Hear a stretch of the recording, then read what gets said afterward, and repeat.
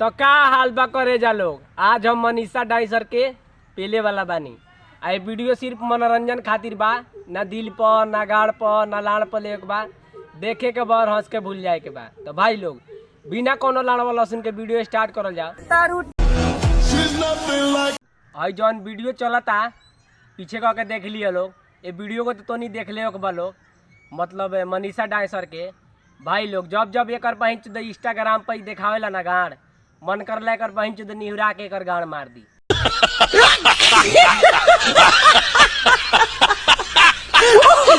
ना यार, मतलब भले कर पहुँच देकर पिटाई फेर रख मनीषा डाइसर के, और बहन चो खाली इंस्टाग्राम पर खाली बड़का बड़का गाड़ देखावे कर बहन दो।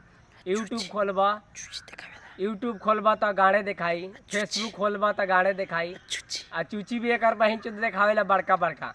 तो भाई लोग जब जब एक वीडियो देखबा तो गाड़े देखावत मिली एक बहन दो। और भाई लोग जब जब देखावेला ना मन करला निहुरा के कर घचर घचर पेल दिए कर बहन चो के। रसगुल्ला नहीं दिखा रही है। हाँ तो भैया जी के कहे के मतलब बा कि रसगुल्ला नहीं दिखाएगी। अरे सारे ही तो बा रसगुल्ला देख ले बड़े कब ये कर बहन दो नहीं।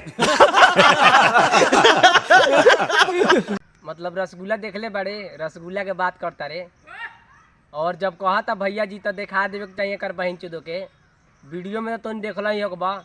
कभी एक बहन रसगुल्ला देखावेला, कभी गाँठ देखावेला एक बहन दो बड़का बड़का।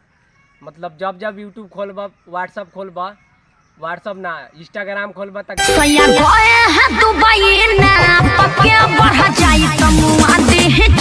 ठीक है बंद ना करिए चल दे दी। अरे तोर माई जे कैमरा बंद करना रे, काहेला चालू कैले बड़े? कब से कहता नहीं यार कैमरा बंद करेला, साफ लड़चट बा। अच्छा तो भैया जी के कहे के मतलब बा कि बढ़ जाई तो मुंगा दिए चाँप के। तो ये भैया जी रंडी के ना कौनो एक बहन दो मतलब मर्द ना होला। मतलब जब जब चाही तो एक बहन दो रसगुल्ला देखाई, ओकरा के डांटे वाला के बा? केहू ना डांटेला यार।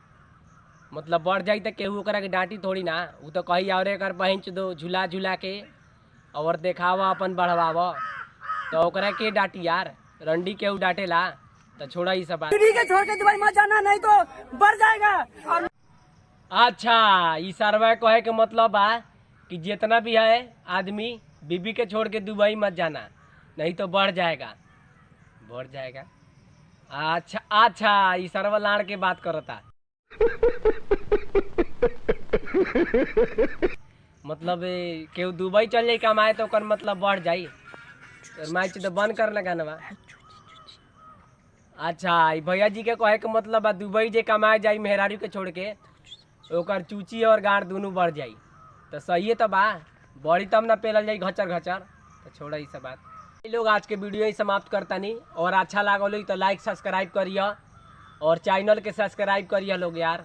1000 जल्दी पूरा लोग चैनल के सब्सक्राइबर।